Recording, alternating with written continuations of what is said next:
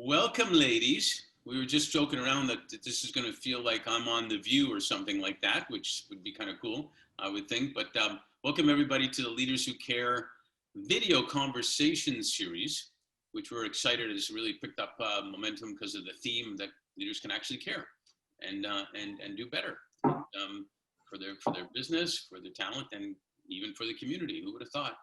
So let's start, if you could, by introducing yourself, your name, some personal detail that no one has ever heard about before, something like that, and anything else you want to say, where you're from, family, etc. And then we'll get into some really good stuff. So, who volunteers to go first? It's amazing, the enthusiasm of the voting is okay. We're going to go with. How about if we go with, let's see, we got KP. Okay, we're going to alphabetical order. Karuna. Well, that didn't take very long. Okay. Hello, I'm Karuna Rawal. I'm currently the Chief Marketing Officer for a food tech startup in Chicago called Nature's Fynd. And we are in the process of commercializing a new to the world alternative protein to bring to market, hopefully in the next 12 months. I've been here for about a year, and prior to this, I was in the advertising business, worked at Leo Burnett and Publicis for 9 years, running one of our shopper agencies, as well as working on the Leo Burnett side on some pretty exciting campaigns, including Like a Girl campaign for Always. And prior to that, I actually started my career at Procter & Gamble in brand management and spent many years in food and beverage marketing. So food has kind of been the consistent theme, and food innovation and health and wellness has also been a consistent theme throughout my career. So I was very excited to get this opportunity to bring all of that together, along with really having the opportunity to build a brand from the ground up. So that's me on the professional side. I'm also a very proud mom of 3, live in Chicago, 3 wonderful kids, have lived all over the world as I grew up the child of a diplomat. So had the chance to live in many different cultures and experience the world. And then my dad also worked for the United Nations. So I've always had sort of a global perspective on the world and have lived and traveled quite a bit. So that's me. Was there anything? Something people may not know about me is probably that English is not my first language. It's probably, I think Arabic was my first language because we were living in Egypt right after I was born. And I think English is my 4th language, if I remember correctly. So that's me. Man, if that's your 4th language, I can't imagine what the others sound like. That's pretty good. Salam alaikum. I don't speak much Arabic anymore, I have to say. My Arabic nanny was apparently responsible for what little I learned. Well, I know salam alaikum. And I watch Fauda. There's a show on Netflix right now that's pretty cool, actually, where I've learned some Arabic and Hebrew and English. It's all combined there. But no, thank you. And you're doing some great stuff. And I love the origins of where Nature's Fynd comes from, that people should take a look at. It's amazing. So speaking of somebody that's lived globally and on the move and now doing some new exciting stuff, that would be you, Patsy. Thank you. So glad to be here. I'm Patsy Doerr. I'm currently, as of 4 weeks ago, the Chief Executive Officer for the Association of Junior Leagues International. We're entering our 100th year, so we're going into a period of great change and transformation, which is the theme of my career. Prior to this, I was the Chief Diversity Officer for Credit Suisse, and prior to that, I was the Chief Social Impact Officer, starting with diversity and moving into CSR for Thomson Reuters. And prior to that, I spent most of my career in financial services all around the globe in talent development, diversity, and social impact. I've had the opportunity to live in 3 continents, New York, London, Hong Kong, and similar to my fine colleagues here on the call, on a personal note, I also love to travel and I don't sit still well. This is my very first nonprofit leadership experience, which I'm delighted about. I think it's going to be fantastic. I have a long history with the organization, but I have sat on a number of nonprofit boards dedicated to women in leadership primarily and girls' education over the years, including now Women's World Banking, Multiplying Good, etc. So I've always been kind of exposed to the nonprofit world in some way, shape, or form. On a personal note, I'm also the proud mom of some children. I've got 2 children, a daughter who's 15, sophomore in high school, and a son who is a freshman in college. He's at St. Andrews. He made it over to Scotland, so that's great. They're going through some changes as we all are, but I'm glad that he's over there and able to start that experience. One fact that people may or may not know about me, but I went to an all-men's college. So I was a second class of women at a 250-year-old all-men's college, and it was a fantastic experience on many levels. Kind of, in all seriousness, as much fun as I had, it definitely led to my interest in diversity, women in leadership, and also driving change. So that's me. No kidding. 2 people. That's diversity on the other side, big time. Wow. Thanks. Last but not least, direct from the Washington Post right now, Raquelle. Hi there. Hi, everyone. I must say, Patsy, I attended my first Junior League meeting in Sydney, Australia, early in my career and met some great people. So it was a very interesting and wonderful entree into professional life as a young grad. I'm Raquelle Zuzarte. I'm a global marketer, currently at the Washington Post, and have been a marketer throughout my professional career. Like Karuna, I also started at Procter in Australia on the Pampers business, and then went on to spend almost a decade at Johnson & Johnson, where I worked on the OTC side of the business as well as the RX pharmaceutical side. And then went on to work on a very, very important part of the franchise on mental health here in the US, and was part of the global launch team for $1 billion launch product, paliperidone. And that in many ways shaped also my understanding of what diversity and inclusion looks like and what is needed, for example, within a very, very needed sector of mental health.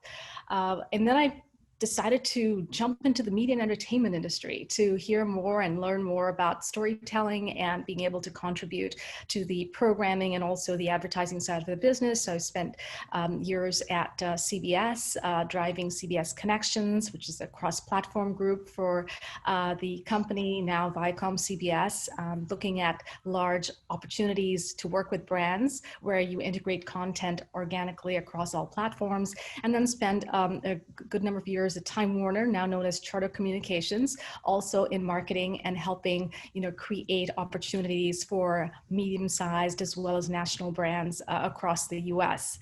I did spend some time as an entrepreneur as well. I created a social impact platform called Equity Project for All, and that's where I met Karuna at one of our P&G alumni events, and really, really focused on understanding the intersection of marketing and diversity and inclusion and what social impact programs can do when it comes to consumer behavior and approaching D&I as you would a brand.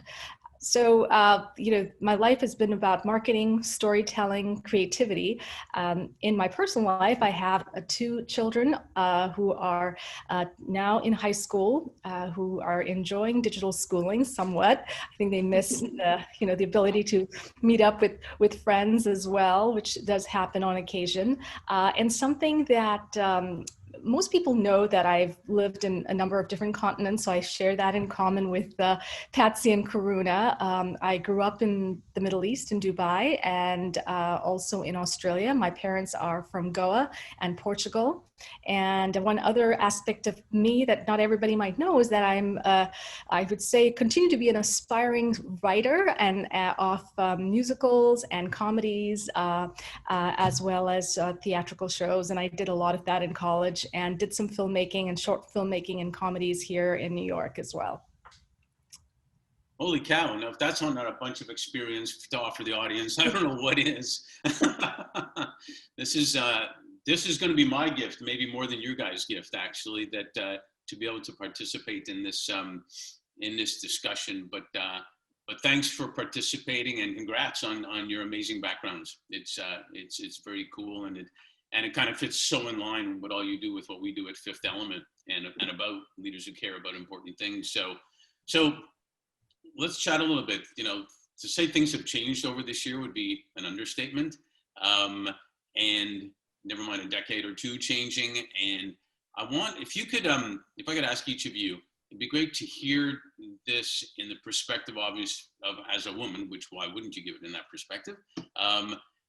Each individually, when I'm going to ask you. So Karuna, you went into economics, marketing, finance, and then you were going to go from there into the business world. I went to Deloitte. They thought I wanted to be a partner. I kind of let on that maybe I would want to be, but I never wanted to be a partner at an accounting firm. But I went there to create a foundation for me, type of thing. And what about you in P&G? Was that what you were thinking about, Karuna, or what were you thinking?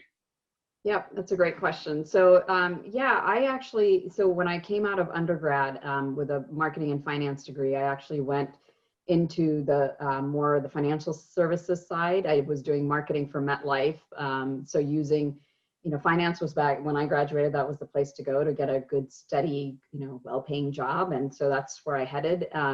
I discovered very quickly that I loved marketing, but I didn't love financial services. So my goal actually in going back to, going to business school was to really focus on marketing. And I was particularly interested in consumer packaged goods. And so P&G was kind of my dream job, to be honest. And I was really excited to be able to get that opportunity. Cincinnati was not my dream location, having grown up in New York, but definitely the opportunity to go and learn sort of at that point what was considered to be, the best place to go if you wanted to become a marketer and to get that foundation. So my goal, and honestly, I have to say, if life and circumstances hadn't taken me elsewhere, I probably would have stayed at P&G even longer. It was a great foundation, a great opportunity to really learn the basics of marketing, and I had the opportunity to work with some really incredible marketers and leaders who kind of set the stage for my own development as a leader and as a marketer. So yeah, for me, it was definitely the goal. And when you went in, were you thinking DE&I, or were you thinking just getting a good job, or what were you thinking?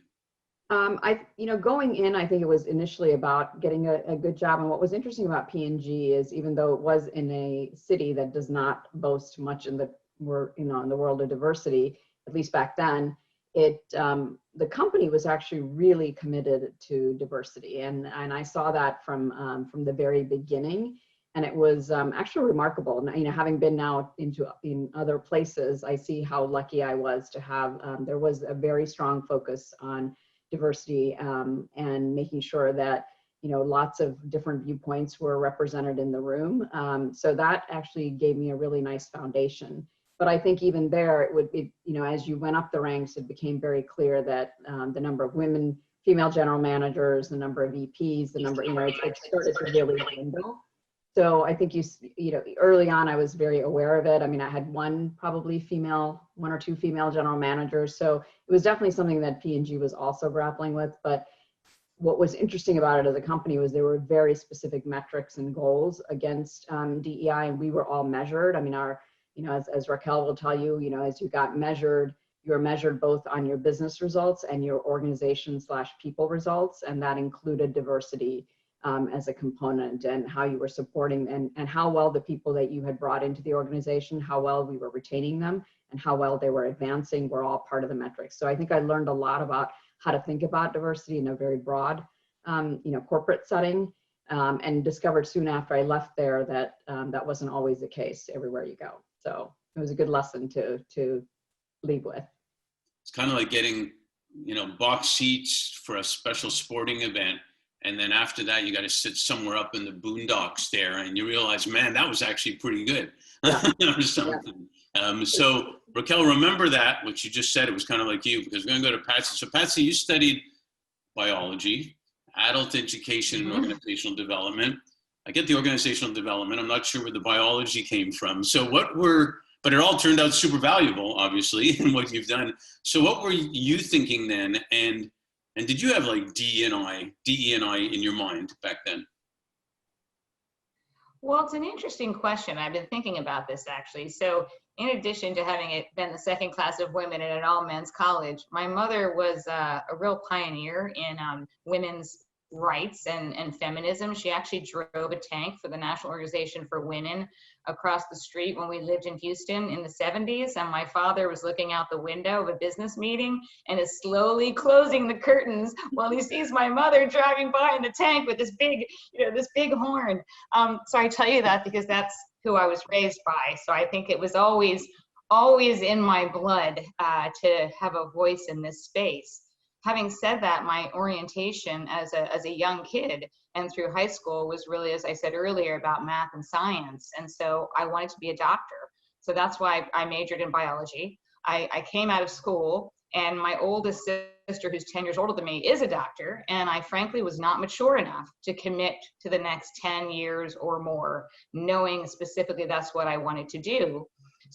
So not too dissimilar to my colleagues here on the panel, I decided that I would go into sales. It seemed to suit my personality, but in financial services, because it had the analytical component to it. So I went to JP Morgan, started off on a derivative sales desk of all places when I hadn't taken a business course in my life yet. And then that translated into going through the JP Morgan training program. And then I spent, as I mentioned earlier, most of my career in investment banking on the talent side of the house. And I got my master's mark in the evening while at JP Morgan in adult education and organizational behavior. It was at that point that I realized I actually did enjoy financial services. I liked the analytical component, but I really liked the people side of things. And talent development, org behavior, all of those topics have a huge underlying concept of diversity and inclusion. And so that's how I ended up going down that path. And then my career just built from there, primarily in talent development all over the globe, as we talked about, like many of my colleagues here. And then I ended up focusing very specifically on DEI because I really wanted to be a voice in this space, both within the organization that I work for and more broadly in our community.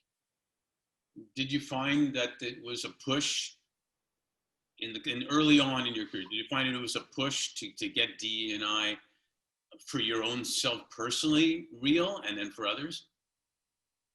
Great question. So first part of the question, it's funny, I keep going back to my mother, right? Being a mother myself, as we all are, it sort of shows how important that role is, right? She did point out to me that there were issues in the business world, and frankly, I didn't quite believe her until I was about 30, which of course was last year, but no, I'm just kidding. Until I was about 30 and I was kind of moving up into the ranks, and I realized, wait a minute, women are not progressing at the same pace as men. This is not right. This doesn't make any sense. And I started to feel it personally. And that's really when I started to say, well, what can I do about this topic, right? I have a lot of experience. I like to be a voice. I've looked into the space for a very long time. And so I started to go down that path while in financial services, starting off at Credit Suisse. I worked at Credit Suisse twice. So I did a 10-year tour, left for 8 years and came back. And to your second part of the question, Mark, actually, no, there was not a push, certainly not in investment banking. In financial services at large, and definitely not in investment banking. I mean, commercial banking, a little bit more advanced in that space.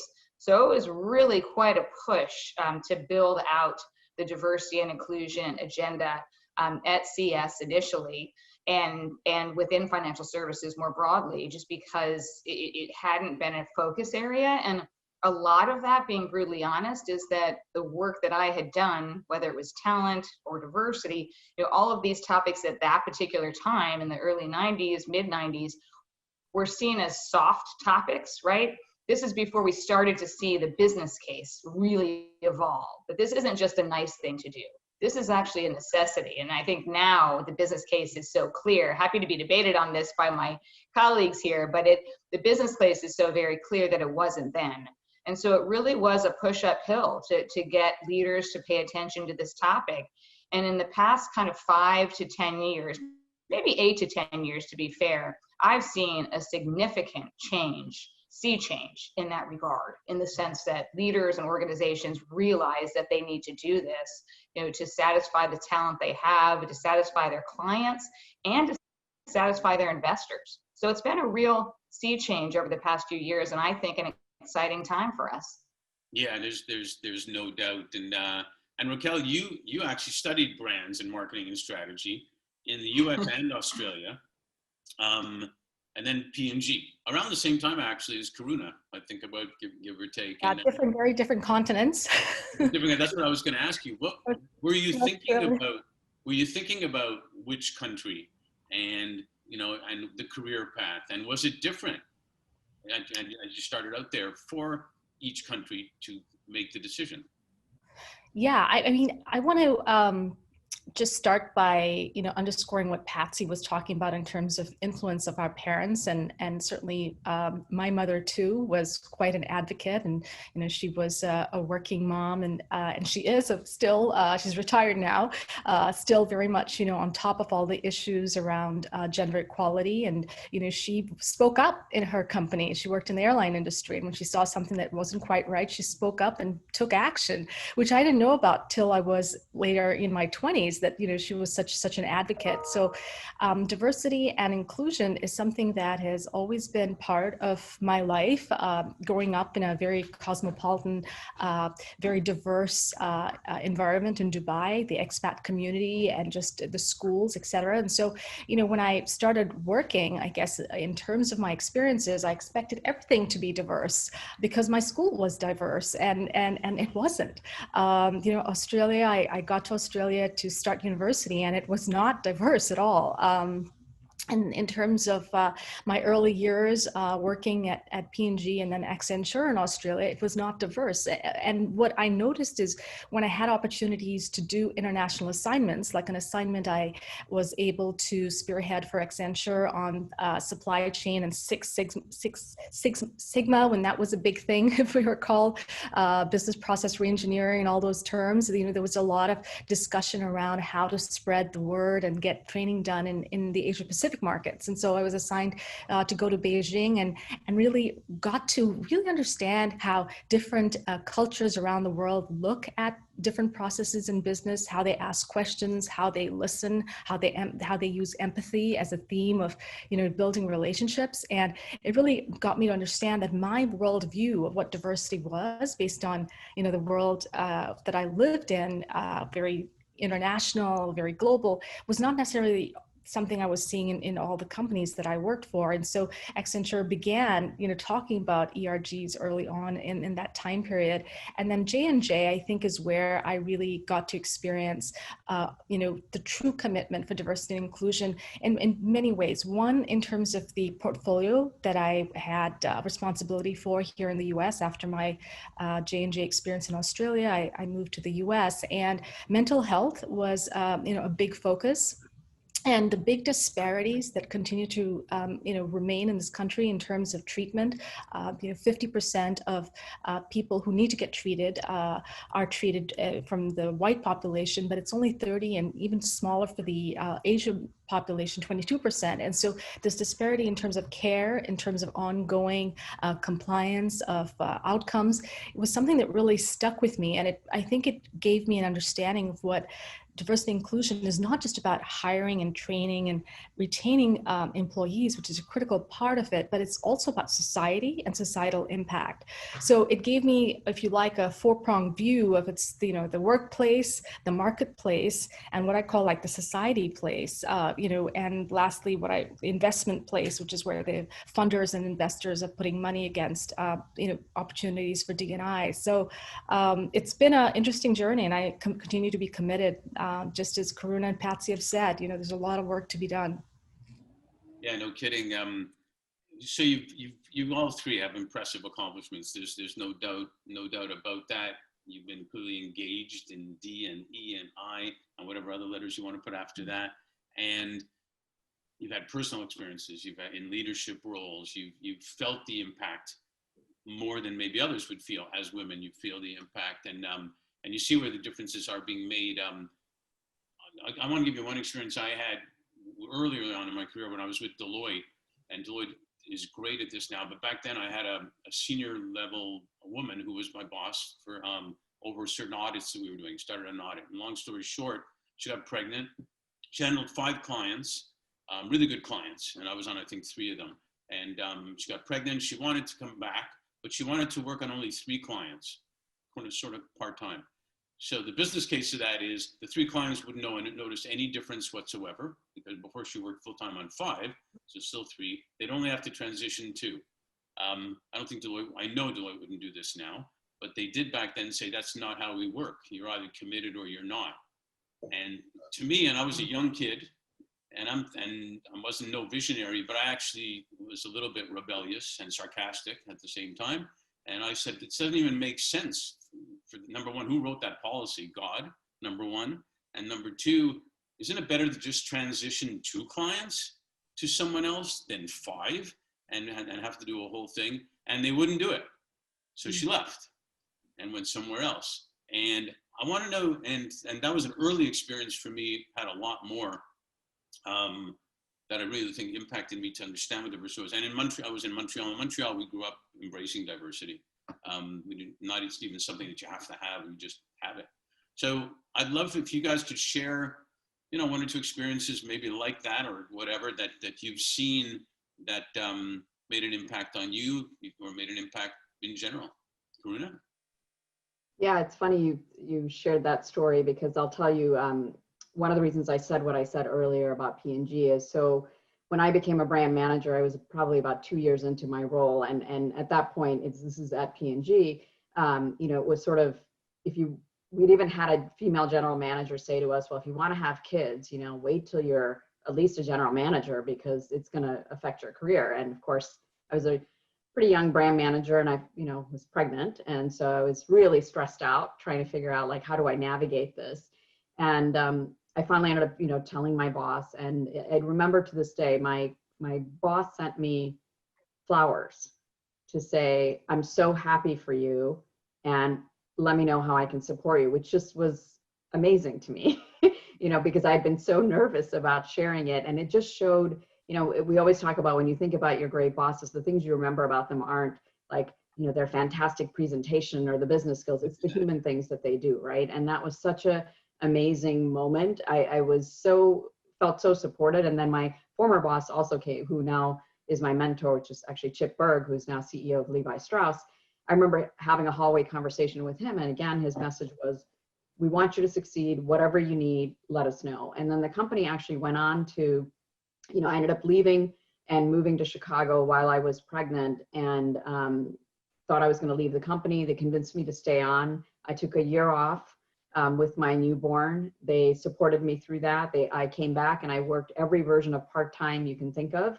And they supported me throughout that whole time. So I share that story because I, was very privileged, to be perfectly honest. It was amazing to see a company do that, whereas I knew a lot of my friends were not getting that sort of support in the environments they were in. And then it was interesting as I came onto the advertising side of the world, which is, known for having, and I thought, oh my God, there's so many women in advertising. And it's true, there are at the entry levels, but it was very clear as soon as they started going up the ranks into middle management, or, decided they wanted to start families, their career, a lot of them left, just like what you just described. It was, you have to be client facing, you can't. And I remember, I said to myself when I walked in, I'm going to change this. Like, this can't be how this is. There has to be a way for this to work. Having been a client, I knew that if I had an agency partner who, I wanted that diversity on the agency team. I didn't want just, men who did, or women who didn't have kids, or, I wanted a diverse team. So I went out of my way on the agency side to build a team that was very diverse. And before too long, I had probably more moms on my team than any other team on the agency. And it just, and I think one of the things about what I've experienced on diversity is you have to see it to be, you hear that all the time, you have to see it to be it. And you need to see successful women, managing. I was very open about the fact that I have 3 kids. I'm juggling all the time. There's been, I've tried every version of full-time stay-at-home mom, part-time working mom, full-time working mom, and they're all difficult, and they all have, trade-offs. And so we just have to figure out how to support what's right for, all the different phases of your career. So that was a big piece that I could take into the agency side and really build a team that reflected that. And then similarly on my leadership team. So once you build a leadership team that also has that, broad level of diversity, everybody's clear on this is important and we need to figure out a way to make it work. And so I was one of the first leaders to allow people on my team, even in account management and client management, to work part-time, because I knew I know personally, I knew how important that was to me at that phase in my career, to feel supported. And I think, that's where I tried to have an impact. And the last thing I would just mention is, because the advertising industry has a long ways to go, one of the other organizations I joined the advisory board of is called 3%, because only 3% of female creative directors when the organization started, 3% of creative directors were women, senior creative leaders, which is really a very sad statistic. given how many come into the organization. And through that work, the number has now gone up to 29% over the last 5 years that they've been around. So I've played an active role in trying to really help that organization continue to have an impact. And I think, frankly, now as a client, I'm demanding that of the partners that I work with, because I think it has to, back to Raquel's point about it has to happen at every level. You have to make it work from a work standpoint. You have to demand it of your partners and your suppliers. And then finally, the team I'm building now, and I didn't go into it saying, I must build it. I mean, of course, I want to build a diverse team, but if you start out with saying, I want to set the bar high on talent, and I think where it falls down is you have to have a diverse slate of candidates that you look at. If you don't, do it at that stage, as you well know, Mark, it doesn't happen. So you have to, and it's not like we made some extra effort, but I have, if I look at I was thinking about it today, if I look at my marketing team, I have a Korean American, 2 Indian Americans, 1 Filipino American, 1 Nigerian, 3 folks that are all American from different parts of the country. So it's doable, right? If you look for the talent, it's there. If you don't have the biases, you can bring them in and put them in positions of leadership, and then our whole company looks that way. So, and it's not because we set diversity targets or quote. We just try to look at everybody as a human being, and I think that seems to work pretty well. And you get the best athlete at the same time. Yeah. It always happens, and not to sound cute, but the leaders who do care, as you say, actually do get the best talent, and the best talent, because you care, then will do, and like a sports coach will do anything for your sports coach that stands up for you. And it's a cycle, right? You have to go in and break the cycle, and then it starts to become that much easier for the next person to do it.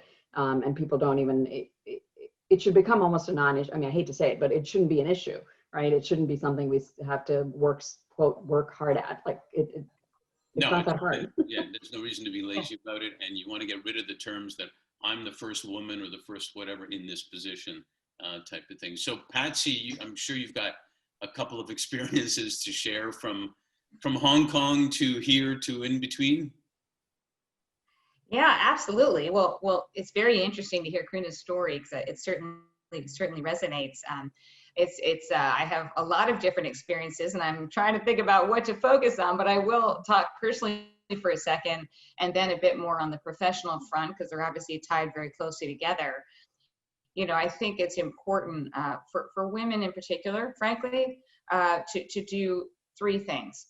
Number 1, to build a system around them that supports their career and their advancement. And I mean that personally and professionally. If you have kids or if you don't have kids, make sure that you know what those priorities are that are most important to you, both personally and professionally, and how you're going to manage accordingly. My belief has always been, you can't do everything at 100%, but you can do things at 80% and do just as well. But I think it's important for our sanity and our career development to make sure we know those priorities personally and professionally and allow for them to happen. I think we need to speak up about flexibility. The good news about today's society is that the next generation and all the generations in between the next generation are really crying out for flexibility. So it's no longer a nice to have for an organization. It's really a need to have. And this is pre-COVID. And obviously now, due to COVID, I think we're looking at an entirely new workplace, which will provide a different type of flexibility for everyone moving forward. On another personal note, I'll share a story with you to your question, Mark, which is also an example of really speaking up. So the reason I went to Hong Kong is the following. I was at Credit Suisse. I had been there for 5 years at this point, based out of New York. Prior to that, I was with Deutsche Bank in London. And I was having my performance review with my boss at Credit Suisse, and we're going through all the feedback, et cetera.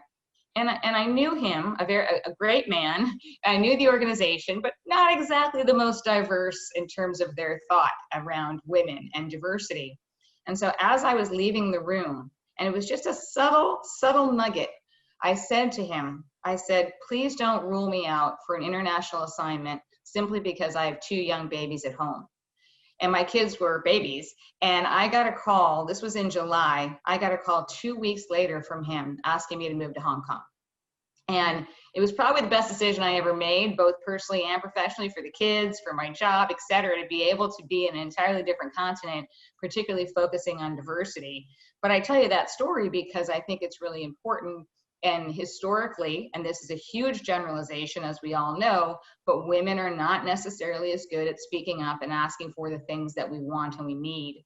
And so I always tell that story because it was just a subtle nugget that led to an entirely different life change. And so that's an example there. I've also been very fortunate to have a lot of mentors. I do believe in the concept of having a board of directors, both internally and externally, right? Your mentors, your sponsors, who are even more important than your mentors in some ways, people that are advocating for you when you're not in the room is critical. And I think I really feel strongly that I want the next generation, including our kids, right, my daughter, to feel that they can do anything, you know, that they really have the opportunity to have a career, to have a family, to be an athlete, whatever the case may be.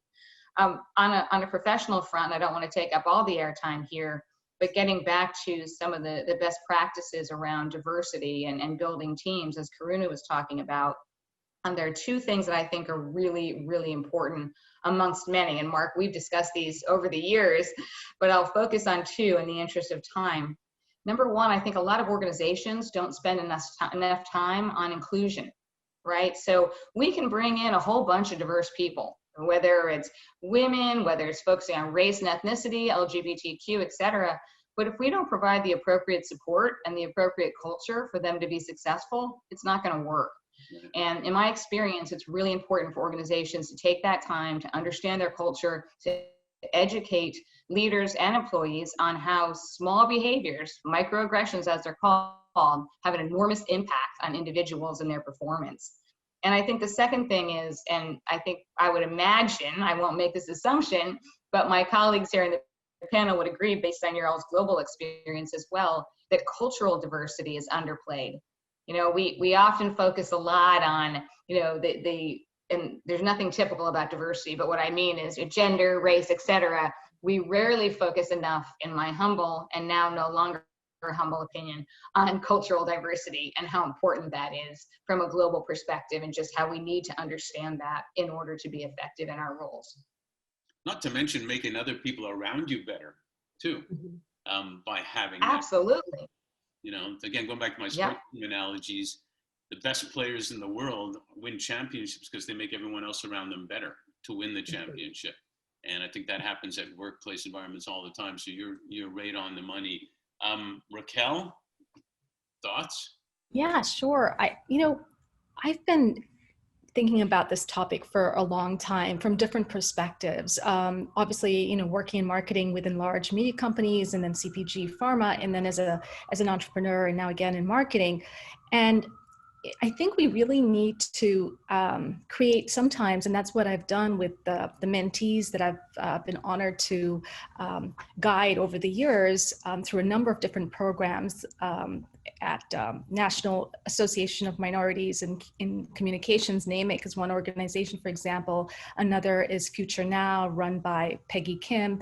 And we've done a lot of important work in terms of the early pipeline, you know, getting these young students who don't quite know where they want to direct their efforts in terms of their career and need that advice. So, you know, that's been really, really important. And as I think and talk to them about their aspirations, and this week I spoke to a young former NFL player who's interested in getting into the advertising world, having worked in more of the sports world. You just hear this hunger and this humanity behind you know, what we're talking about. These are dreams of people and aspirations that are so vital. And one of the things that I struggle with still is that despite the best efforts of having the numbers state diversity leads to better financial outcomes, having cultural representation leads to better outcomes when it comes to brand performance and purchase intent. I was talking to Gilbert recently from the Alliance for Multicultural Marketing, Gilbert Davila, and he was talking to me about this new measure called the SIM measure, which is the Cultural Insights and Impact measure, to see how well cultural aspects are included. Despite all the numbers, despite all the modeling, we still haven't got to where we want to go. And I think one of the reasons is because we are superficially sometimes, and I'll be honest, talking about the numbers as something that will result from superficial application of D&I. We've not dug in deep. And I've tried to explain it recently to some young graduates that it's almost like you go to a bookshelf and every cover is one color, and you decide to paint it multicolored and say, there we go, it's all, you know, beautifully multicolored, and now we've got diversity. But then you pick up the book and you read inside, and it's still the same story. Everyone is the same story. No one's done the hard work of changing process, changing thinking, changing behavior, changing organizational principles to actually make the change. And that hard work is what will lead to the financial result, not just the beautiful painting of the covers of the book. And so I use that metaphor, and I think what's important for us, and that's, you know, where I'm so passionate about, is giving D&I a pedestal as a brand. You know, if you think about how long it's been around, it's only in the 80s and 90s when it became important in business training, and mostly to avoid civil lawsuits. And so it's only like a 20, 30-year-old brand if we, as brand marketers, think of it that way. Let's think of another brand that's like 20 years old, or 22 years old, Google. It's ubiquitous. It's everywhere. Everyone loves it. D&I has a challenge because not everybody realizes that it's applicable to them. And so you have, you know, a group thinking, well, it's not applying to me. It applies only to one group. So why should I put effort into it? And we've seen a lot more movement in the last 5-6 months since the George Floyd murder, where we've had more people pay attention and more action being taken. So, you know, I really believe that transparency, telling the truth, and, you know, nurturing our talent, and really nurturing the ecosystem, from the workplace, the marketplace, the society place, and what I call the investment place, where every part of it is working together to fix the story, not just fix the cover. Yeah, that's brilliant. And I don't know if you all noticed the Australian accent come out there a little bit with the. Oh yeah, it comes out and, when I'm very passionate. I keep hoping that people recognize my about and all that stuff from Canada and everything. So, so as we head into the final little chapter of this, and I really want to respect your time, and we might go over a few minutes if that's okay. You know, in our business, we purposely work with what we call leaders who care. We trademark that term to commit to it. Leaders who care about their people, the planet, what's going on, because that is how you attract and keep the best people, et cetera, et cetera.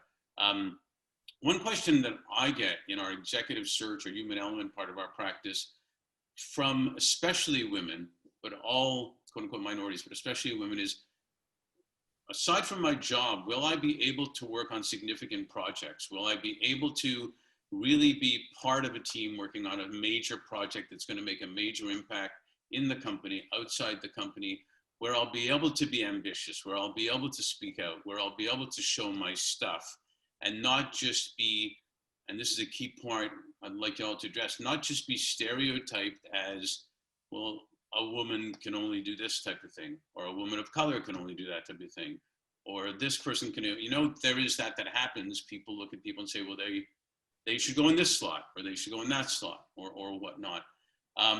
So I want to ask you, how do you ensure that stereotyping doesn't happen, and what's your thoughts on the fact that people are looking, especially when, for some kind of assurance that they're not just taking a job, but they will be able to really be in there?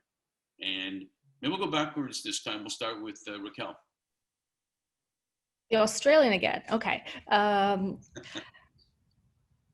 You know, I think it goes back to what Patsy was referring to earlier about the importance of the board of directors and the sponsors.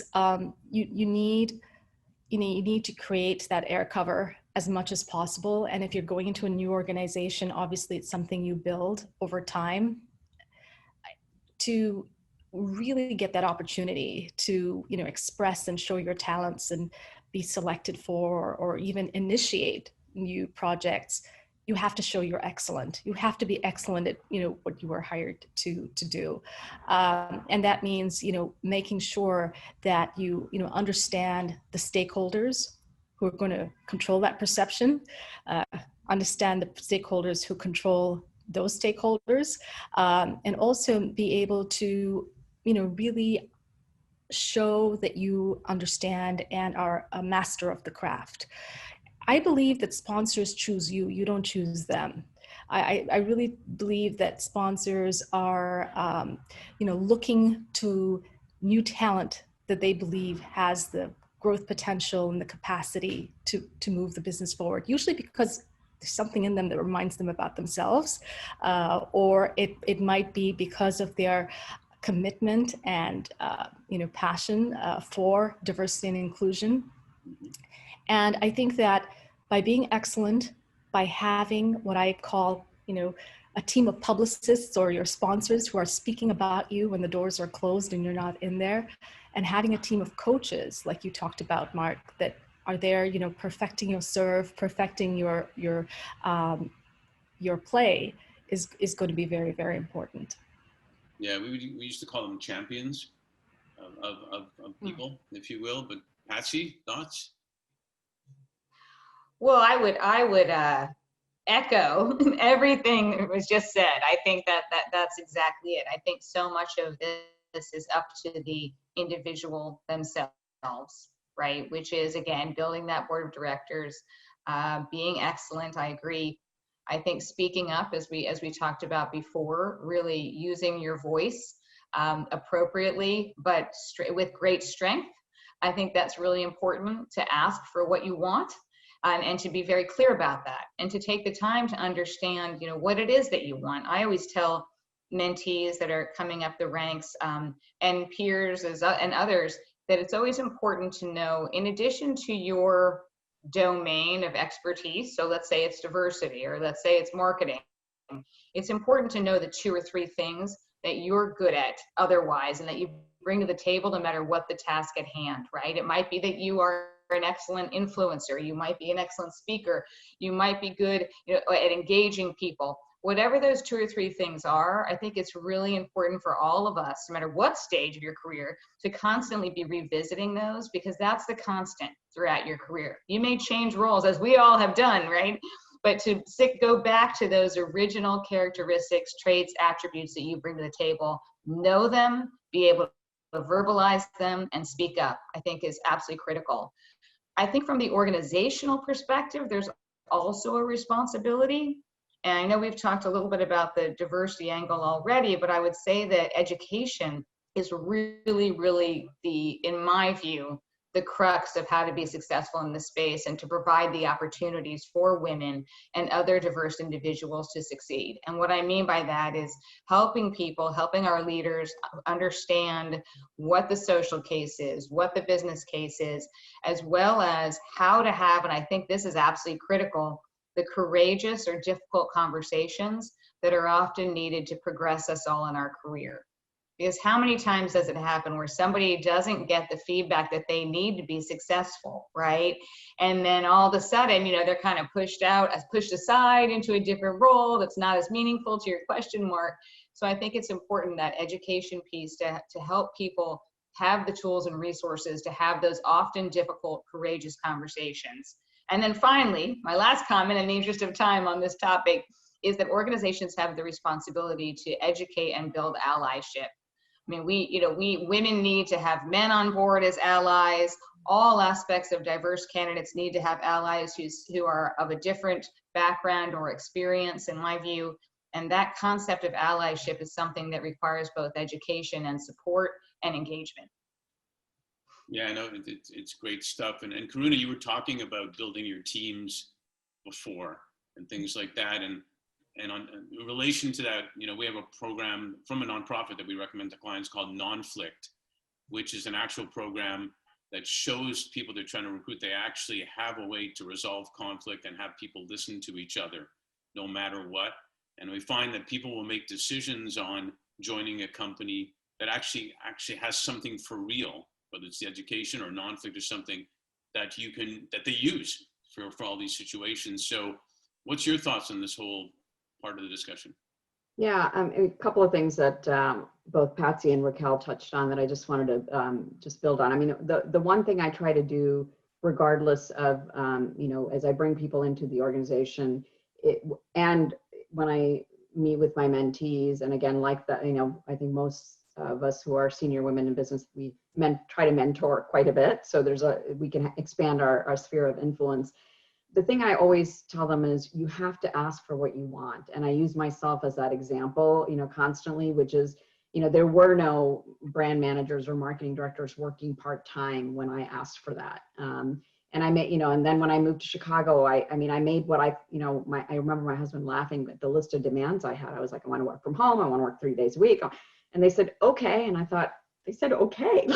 But I think that I use that story a lot because I think people just assume you're not going to be able to do it. And so, men, women, regardless, I'm like, whatever you need, you have to be your own advocate in asking for that. And then my job is to make sure as a manager, one of the things I learned from all the great managers I had is they were always 2 steps ahead of me, anticipating what skills and training and assignments I needed so that I could achieve my full potential. And I see that as my job as a leader. In fact, there were so many times when I was handed an assignment and I thought, I'm not ready to do this. And I had a manager who said, yes, you are, versus I talked to someone the other day who said, when they got that situation, the person said to them, wow, I didn't think you could do it. And I thought, what a different message to deliver when you hear, I know you can do this, versus you bust yourself, you get there and you hear, I didn't think you could do it. So I think as a manager and as a leader, you have an incredible responsibility to be that person that sees that potential. It's kind of like being a parent, right? You're always telling your kids, like, I know you can do this. Like, I'm a step ahead of you and I can give you that confidence and perspective. I think our jobs as leaders are the same. It's to allow people to go out on sometimes what feels like a very scary ledge, but to let them know that you've got their back.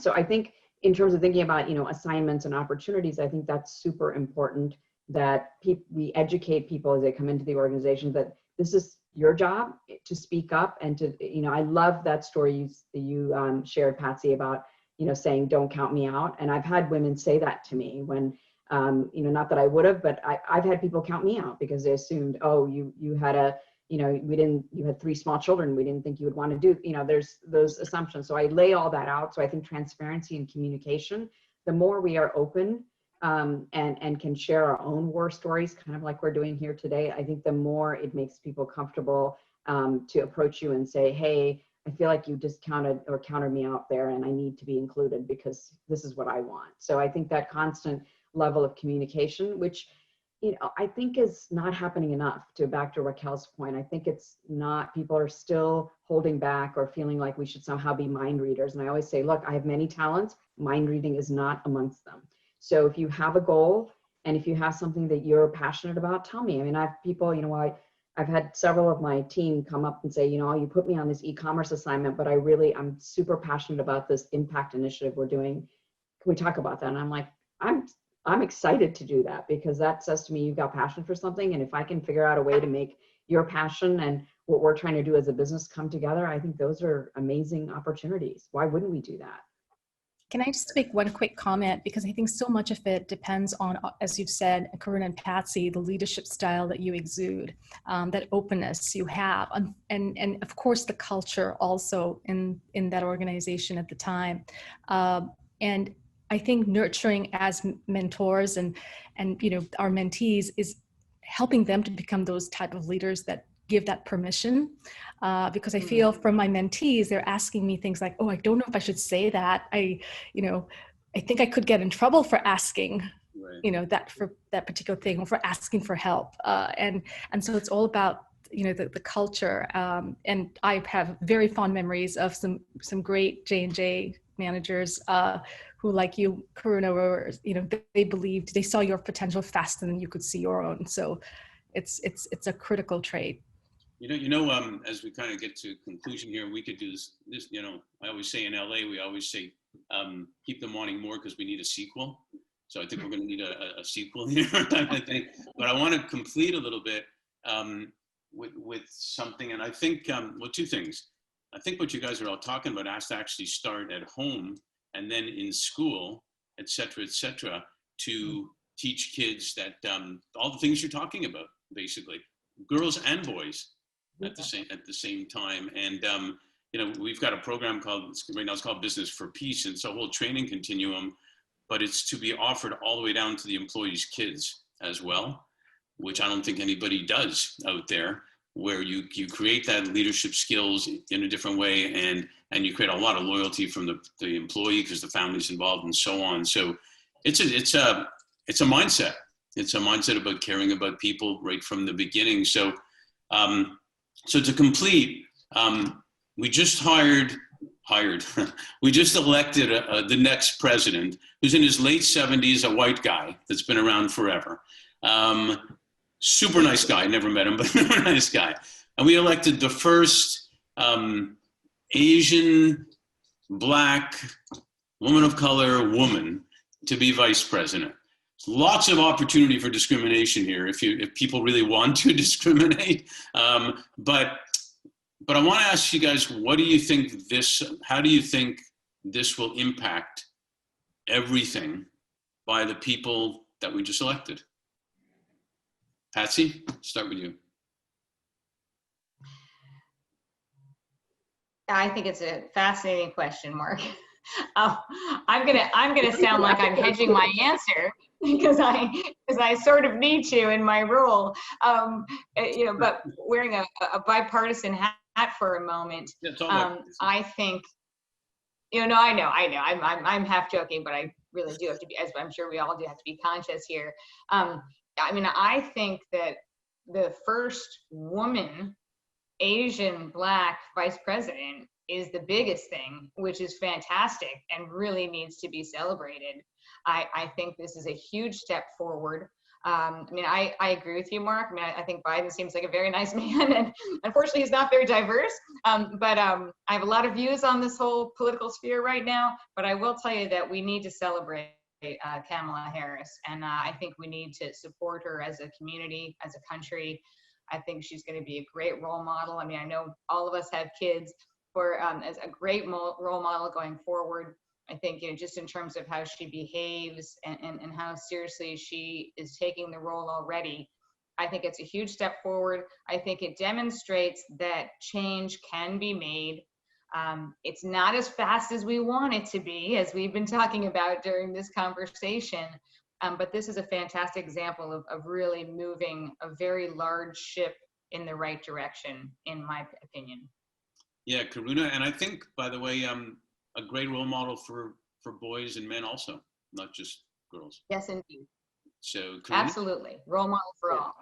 Yeah, I would wholeheartedly agree with Patsy. And for me, it's obviously with her being, Indian American, as well as actually being from the same. She grew up. Her grandfather and my grandfather are from the same town, so we potentially, spent summers on that very same beach together. I don't know, so I have a personal connection as well.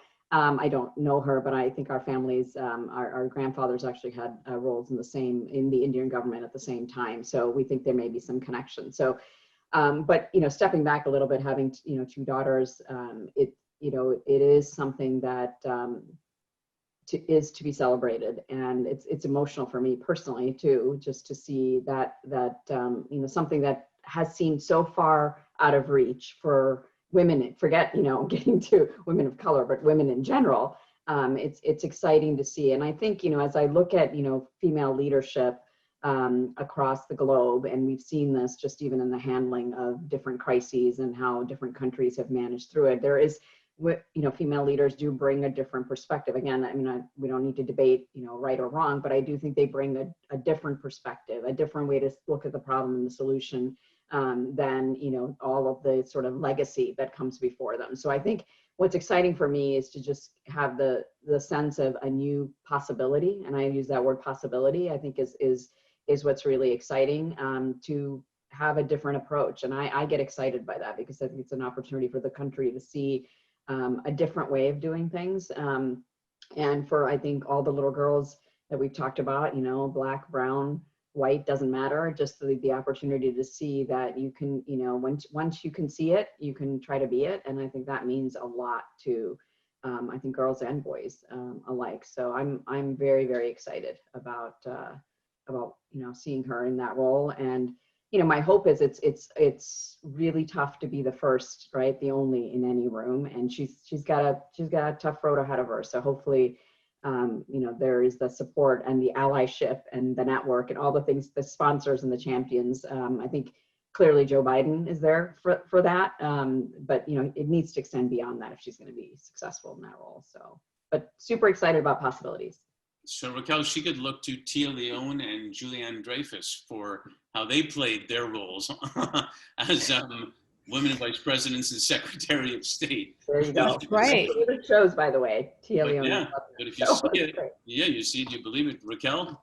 Yeah, I feel like right now, I think there are writers' rooms not very far from where you are, Mark, in LA, who are conjuring up, new storylines and, to really sort of capture this moment. It was a really, really exciting moment for me to watch, watch Kamala go up there and give that incredible speech. I think, that what we have to do now is really leverage the opportunity in the moment. There's wonderful words and wonderful imagery that's coming through to us in terms of the media, but it's how do we, put that into action? And I think that her, opportunity is certainly to continue on, the quest of inspiration, if you like, around boys and girls, and one word in particular that her niece has used, and I think some of us may have read the book. It's a children's book called Ambitious Girl, and she talks about the fact that ambition is actually a really beautiful word. It's not one that you have to avoid. It's not one you have to hold back. And I think that for so long, as women and as young girls growing up in our various cities around the world,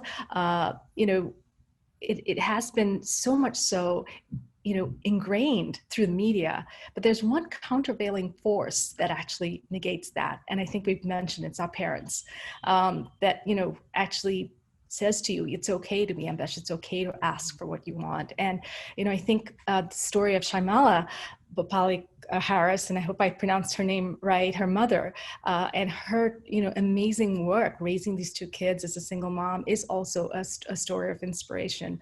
And I think that for everyone, fathers, mothers, and those even without kids, about, the power of believing and never giving up, obviously persistence, and being positive. And I'm very positive. I'm feeling very good about, what this can mean. And, really it's up to those writers' rooms, school rooms, and boardrooms now to make it happen. The symbol is there, the role model is there, but what are we going to do? What story are we going to write? So that's the part that I'm hoping to contribute to. Well, I think you all will. So give me less than one sentence what you all are most grateful for or feeling great about for the future. Patsy? I feel very grateful for the support that I've had personally and professionally throughout my life and the confidence that it has given me. And I still feel like I've got a long journey ahead and lots more work to do, but I feel that I'm well placed, thanks to all the people that have supported me throughout my life. On a broader note, I am very hopeful that we've hit an inflection point, not only in the US, but all across the world, namely with this new election, but also more broadly around the importance of diversity and women in leadership. And as we said, boys and girls, looking upwards and seeing the possibilities. And on a much lighter note, I don't know, I assume you all have seen this. It's been kind of floating around the ether, the picture of Kamala Harris with her briefcase, and the shadow is the fearless girl. Yeah. That gives me hope. That's the next generation, right? And you just that visual, you see that, I think, is just so powerful. I love it. I like when she said also, I'm speaking now. Yeah, that's my favorite line. Karuna? Along the same notes, I think I'm excited, as I said, about the possibility and very grateful for what has brought me personally. All of the experiences I've had, I feel like have led me and helped me to be prepared for this current role I'm in. And I'm excited to be able to bring kind of my own personal values and my personal mission to doing something that hopefully makes the world a better place, and to do it with a team that I couldn't be more proud of, that is, reflects the diversity of thinking, the diversity of background, the diversity of cultures. Like it feels like a dream team and a dream opportunity. So I'm very grateful for that. And I think I'm also very hopeful and optimistic. And we are building a brand that's about optimism. I mean, at its core, that's the benefit that we're offering for the world. But I'm very optimistic about this generation. And when I say that, I mean our kids, right? That they have shown us, if not, all year, how important it is to stand up and ask for what you think is right, to do it, to take action. I wish more of them voted, but apparently 56% of them did vote, which I'm excited about. And I hope that, portends well for the future, because I think it's been a wake-up call, to Patsy's point, that I think, and it's an inflection point. And I think just, it doesn't matter who or what you support, but the fact that you participate and you get educated. And I see that in this, I see it in my kids and how passionate they are about how they want the world to be. And I think they are going to change the world and make it a better place. So I'm very grateful for that. Participate and listen to each other, right? Raquel? Yeah, I'm really grateful for the gift of time. This has been a horrendous 11 months for, most of the world, and some of us have been luckier than others in terms of COVID. And I think the gift of time has given us the ability to reflect in terms of, our own purpose, and also reflect in terms of how others are feeling, and to be empathetic to those that are, suffering disproportionately. I'm hopeful that, the vaccine trials continue successfully, because obviously, having a cure is going to help everyone get back on our feet again. And I'm also very grateful for the gift of creativity, because I feel like so many companies and so many brands have, stepped up in terms of the Black Lives Movement, and in terms of, the push to get the vote out, and in terms of just the message of we are, going to a new era where, we focused so much before on production, consumption, and now I feel it's like about humanization. Like we're getting more human, hopefully. So I have also great optimism about the future generation. I know I mentioned to you, Mark, my daughter has, embarked on work around mental health. She started an organization called Each Mind, where she's so passionate about seeing how disparities in mental health can be addressed.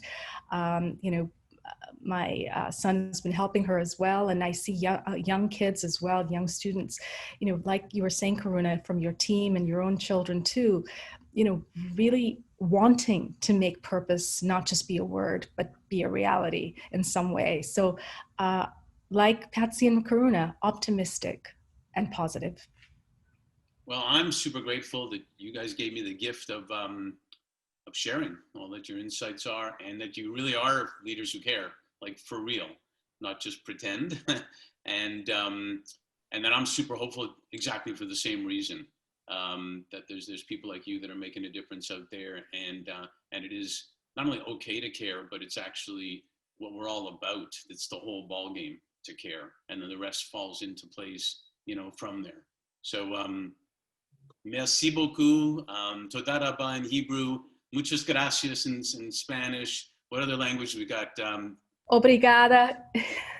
You would say, yeah, obrigado. You would say obrigado as male. Obrigado.